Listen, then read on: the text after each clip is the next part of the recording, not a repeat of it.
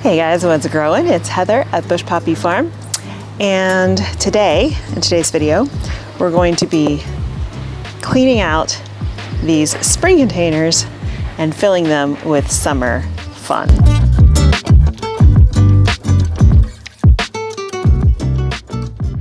So it's taken me a while to decide what I wanted to do with these containers. Right now they have tulips in them from last year. Or from spring that I planted in the fall. And you know, they're all dead. It's time to go. I will not be saving these tulip bulbs, even though they have died back, and technically I could save them. In my zone 9B, generally the tulip bulbs don't come back. Daffodils, narcissus, they do, but tulips don't. We just don't have enough chill hours for them. So I'm gonna pull all that out, have to add a bit more soil, and then we're going to plant it up.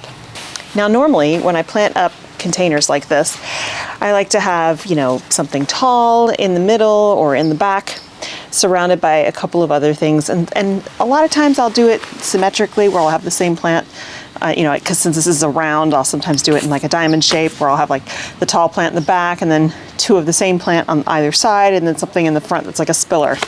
So I'm going to do a similar thing today, but the plants on either side are going to be different.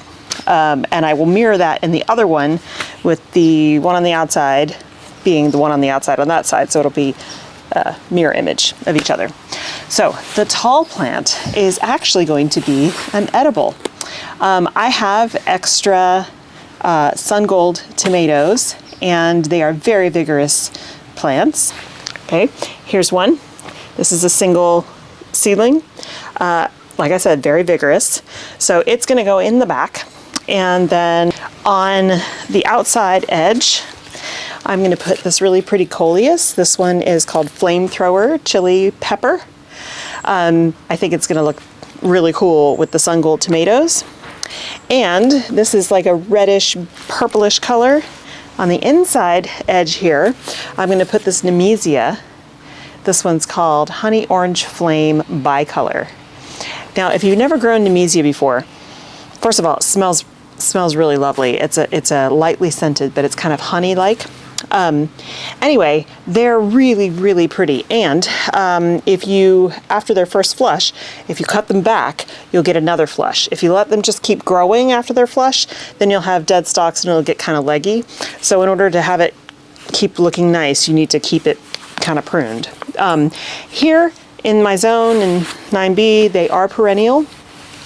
So what I will do is I will take that out in the fall and I'll actually just put it in the landscape. They're a short-lived perennial here, so depends on how cold we get in the winter time.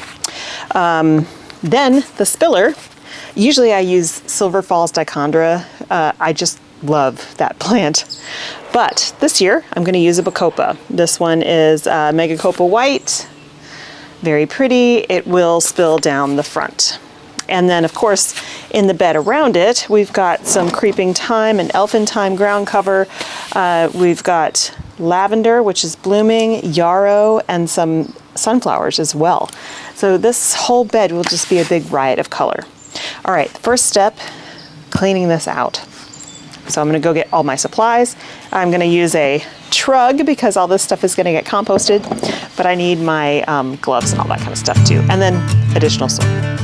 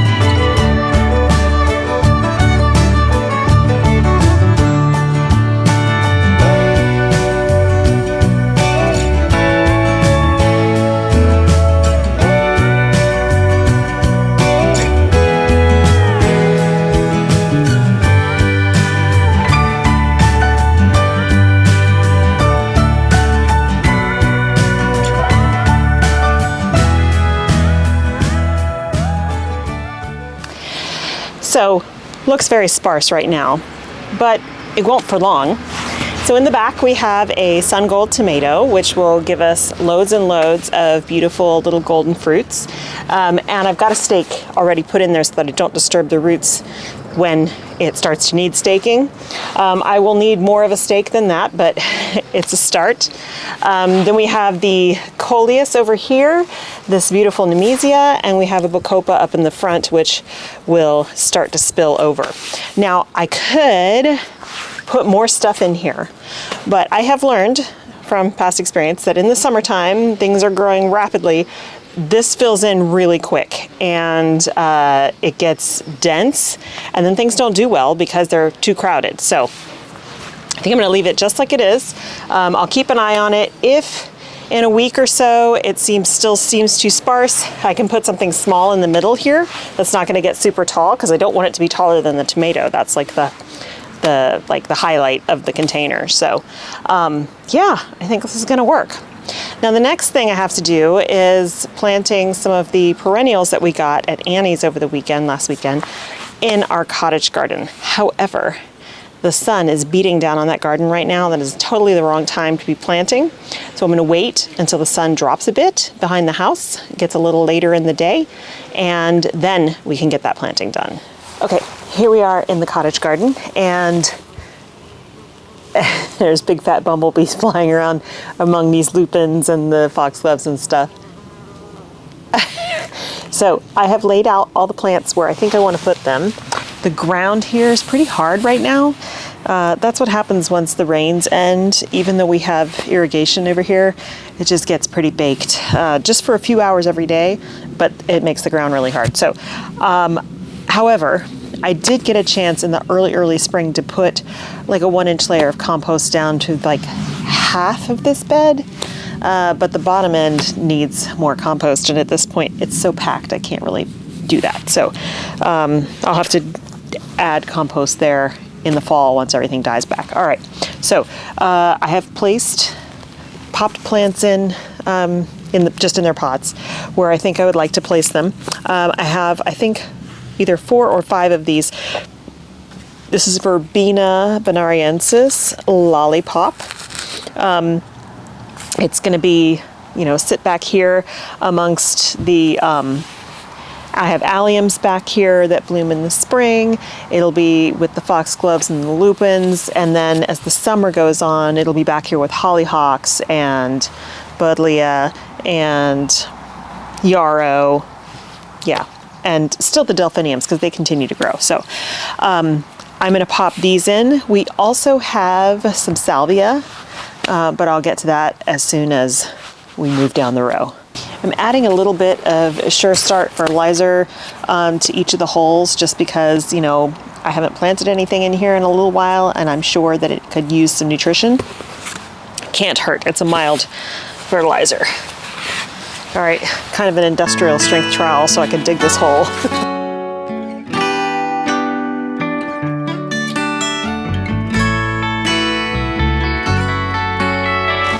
All right, next up. So I have 2 of these guys. This is Chrysocephalum apiculatum. Silver Sunburst is the variety. It is a mounding, highly drought tolerant plant, and it's also tolerant to clay, which in this area it wants well-draining kind of dry soil basically to live in. So I'm going to pop it in this area here, which actually is kind of like a dead zone for some of the irrigation. It gets some water, but not as much as the rest of the bed, so I think it's going to be a good location for it. It also doesn't want to be crowded, and so right now all that's around it is some creeping thyme, and I can just pull some of that out. So I'm going to put this one in here, and then I have another one going in a similar spot just down the road.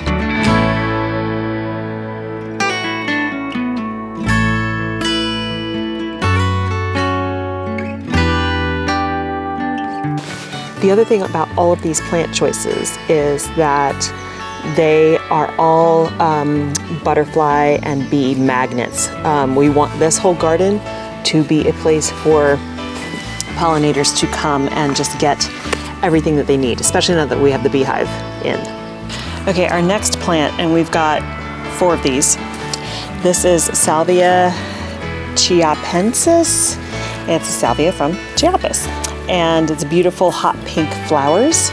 So this is going to go kind of towards the back, dotted throughout this long cottage garden bed.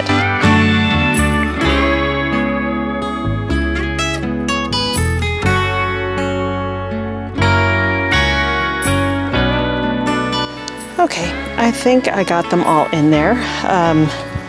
Kind of hard to tell from here because there's so much to look at in these beds, but see, there's a good shot of the salvia back there. In the sun, you can really see that color. So I want to show you really quick. I showed you these crazy irises, but now the black suited ones are starting to open. Isn't that just astonishing? It's so dark purple that it's almost black. And in the shade, it does look black. But I also love the way it looks in the sun, because look how it glimmers and shines. It's just a stunning flower. And I'm just so happy with how this all looks right now. The lupins are just gorgeous.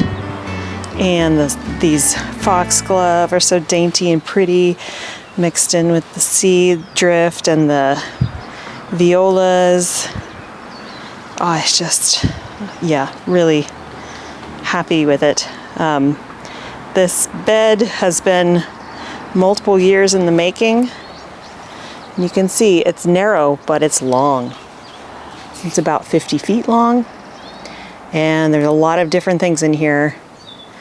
And for the most part, we've got really great spring and early summer interest, but things start to wane when it gets really hot. So my goal is to increase that.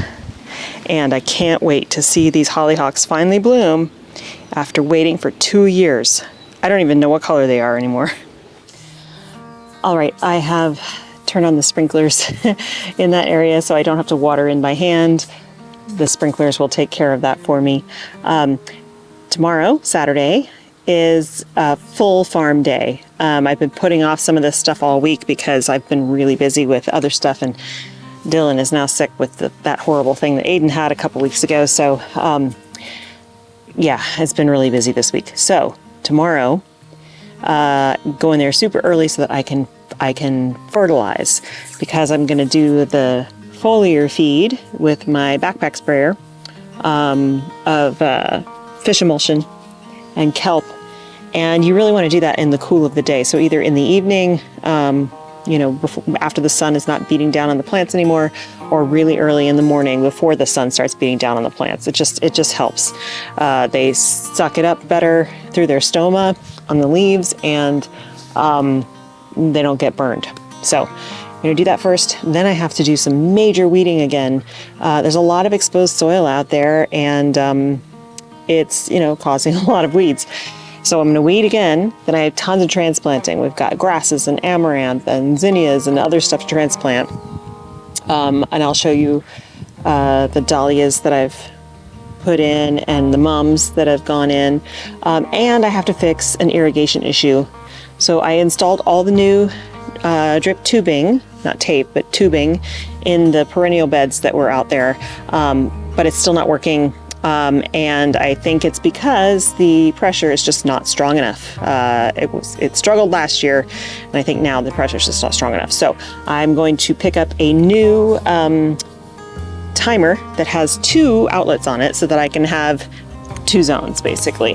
One zone that goes up the hill because it needs a lot of pressure to get up this little bit of a hill, and the other zone that's for like the lower stuff. So I got to do that tomorrow too, because some of the stuff I want to put in the ground is the Three Sisters garden, and I can't do that if that area is not getting water. I mean, I can put it in, but I'll have to physically water until the irrigation works. So that is the goal tomorrow. So lots of stuff to do out there tomorrow. I also need to see if I can salvage the frames from the old beehive. One of them, when I opened it to check, to see if I could get frames out of it, was covered in like a blue-gray mold. So I put those all out in the sun. The mold is for the most part gone on those frames that were in the sun, and the honey is being eaten by other bees, which is good because the bees that were in that hive are gone. So it's at least giving some food to local bees out there. But I need those frames if possible. So I'm going to see what I can salvage for that, because I'm going to get a second nuke in an 8-frame hive set up next week. So then we'll have 2 hives, a 10-frame hive and an 8-frame hive. It hedges your bets if you can have 2 colonies going at the same time. So busy day tomorrow and Sunday. And next week is another super busy. It's my biggest delivery week. I have 23 CSA clients plus 8 custom bouquets to make over the first couple days of the week. And then family comes into town because Dylan's graduating from high school on Friday. So it's going to be a busy time. So stay tuned. I will be providing some content. I'm sorry that it has been so spotty, just really busy and hard to get everything done and film at the same time, because that does slow you down a little bit. So, all right, guys, I gotta go. I'm gonna go edit this, get this up for you. Thank you so much for hanging out with me today. I hope you have a wonderful time in your garden, and I'll see you in the next one. Bye.